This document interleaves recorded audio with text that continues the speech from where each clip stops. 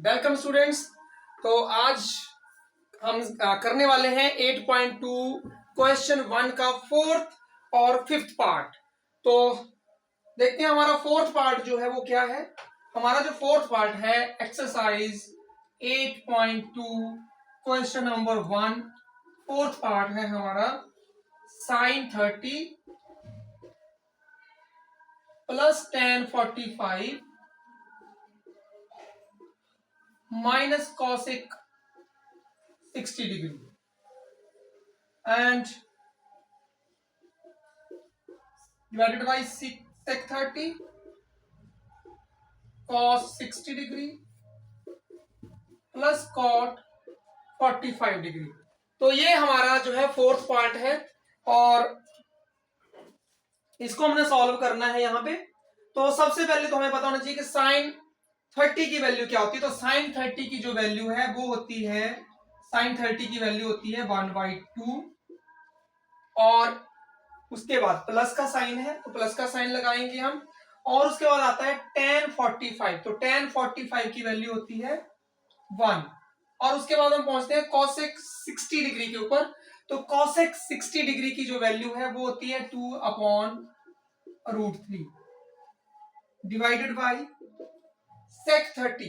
तो sec 30 secant 30 की value होती है 2/√3 cos 60, जो हमारा cos 60 है उसकी जो हमारे पास वैल्यू है वो होती है हमारे पास 1/2 और cot 45 याद रखिएगा tan 45 की वैल्यू अगर 1 है तो cot 45 की वैल्यू जो है वो भी हमारे पास क्या रहेगी, यहाँ पे 1 रहेगी। अब यहाँ पे एक चीज देखने वाली क्वेश्चन में, ऊपर पॉजिटिव और नेगेटिव साइन है और नीचे जो हमारे पास दोनों साइन पॉजिटिव के हैं। तो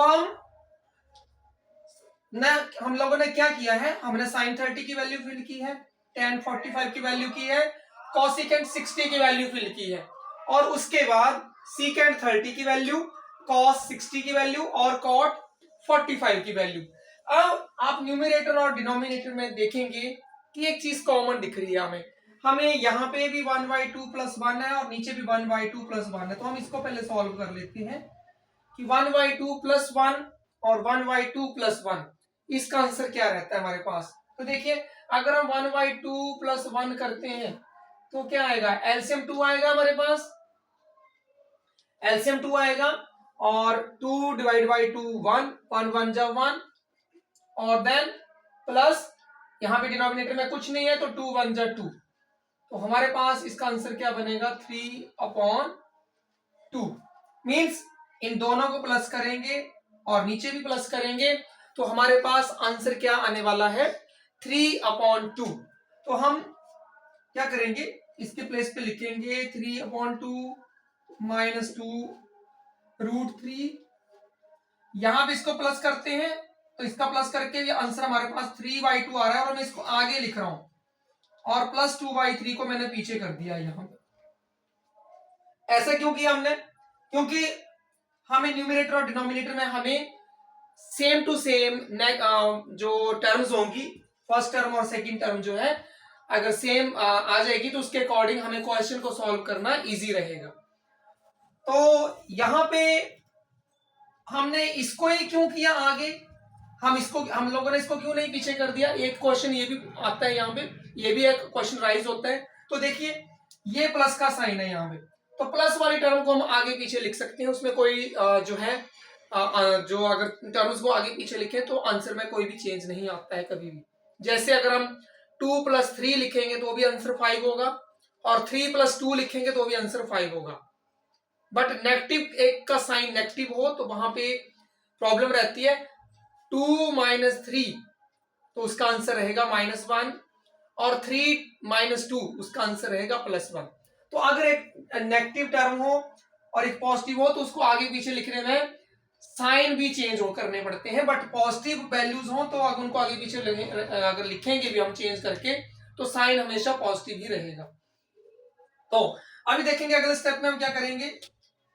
हमारे पास न्यूमरेटर में क्या आया है 3/2 - 2/√3 और डिनोमिनेटर में आया है हमारे पास 3/2 प्लस 2y√3। तो दोनों में हम एलसीएम लेंगे। अगर हम ऊपर वाले टर्म्स में एलसीएम लेते हैं तो वो एलसीएम बनेगा 2 और √3 का बनेगा 2√3। ओके, 2√3 बन गया। और 2√3 अब इसको सॉल्व करना है तो 2√3 को डिवाइड करेंगे पहली फ्रैक्शन के डिनोमिनेटर से, तो 2 कैंसिल आउट हो जाएगा। क्या बचेगा हमारे पास √3। तो √3 को न्यूमरेटर से मल्टीप्लाई करेंगे तो बनेगा 3√3 माइनस। अगले स्टेप में अब इस फ्रैक्शन के साथ सॉल्व करेंगे तो एलसीएम को डिनोमिनेटर से डिवाइड करेंगे तो √3 से √3 कट जाएगा और क्या बचेगा हमारे पास 2।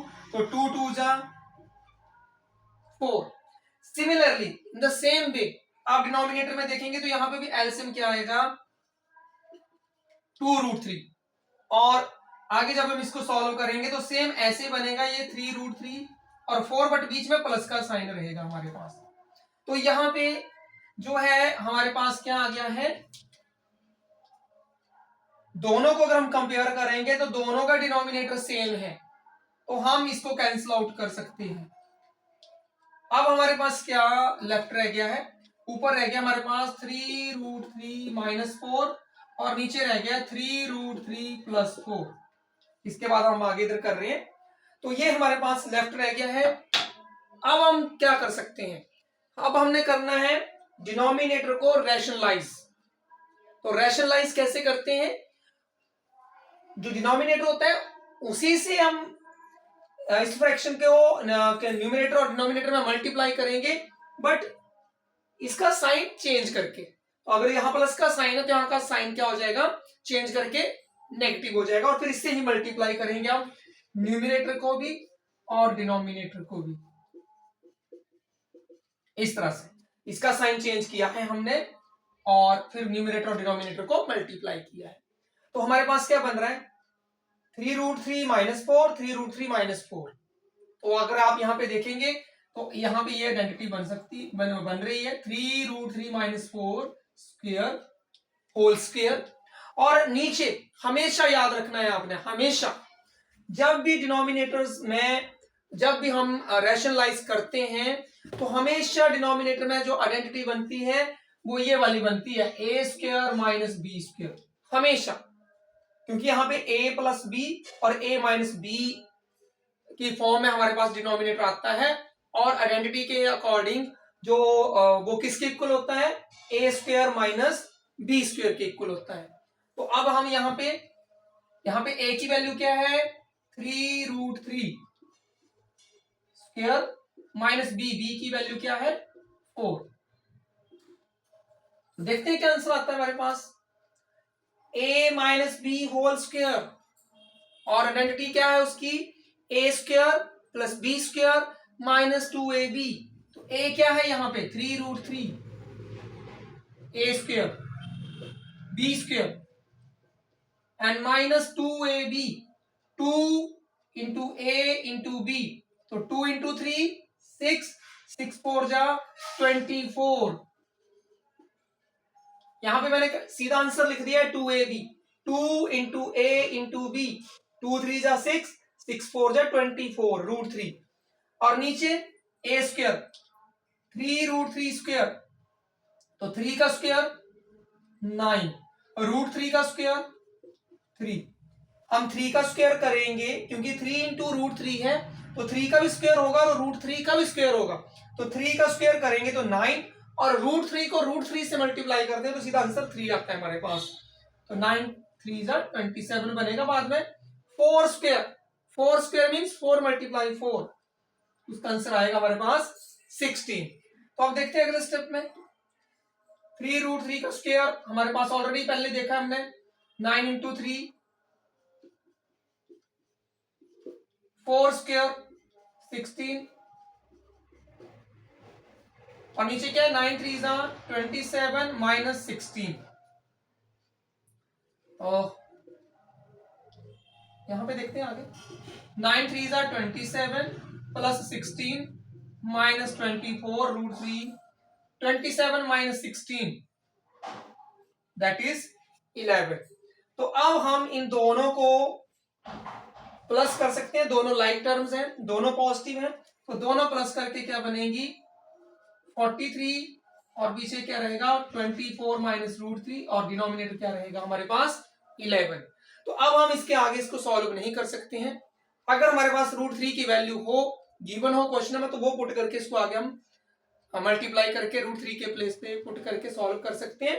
बट ऐसा कुछ नहीं है, हमारे पास जो आंसर है वो यही रहेगा 43 माइनस 24 रूट 3 अपॉन 11। तो ये है हमारा एक्सरसाइज 8.2 का क्वेश्चन 1 का फोर्थ पार्ट। तो आपने इसे नोट करना है और प्रैक्टिस करना है, और प्रैक्टिस करेंगे तो ही आप जो है ऐसे इस टाइप के क्वेश्चंस जो है वो आप इजीली सॉल्व कर सकते हैं। तो आई होप आप सभी को समझ आया होगा कि हमने किस तरह से इस क्वेश्चन को सॉल्व किया है। तो नोट करना है, प्रैक्टिस करना है, मेमोराइज नहीं करना है, मेथड को समझना है, कंसेप्ट को समझना है। और अगर आप समझ के करेंगे तो ही आपके लिए बेनिफिशियल रहेगा, तो ही आप इस टाइप के बहुत सारे क्वेश्चन जो है वो इजीली सॉल्व कर सकते हैं। तो आज की क्लास में इतना ही। Thank you, bye bye.